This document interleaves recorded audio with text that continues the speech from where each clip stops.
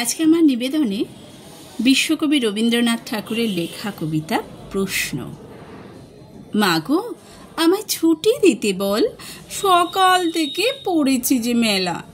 এখন আমি তোমার ঘরে বসে করব শুধু পড়া পড়া খেলা। তুমি বলছো দুপুর এখন সবে, না হয় যেন সত্যি হলো তাই। একদিনও কি দুপুরবেলা হলে বিকেল হলো মনে করতে নাই? আমি তো বেশ ভাবতে পারি মনে।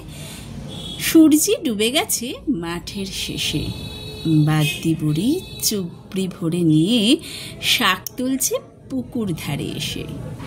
আধার হলো মাদার গাছের তলা, কালি হয়ে এলো দিঘির জল। হাটের থেকে সবাই এলো ফিরে, মাঠের থেকে এলো চাষির দল।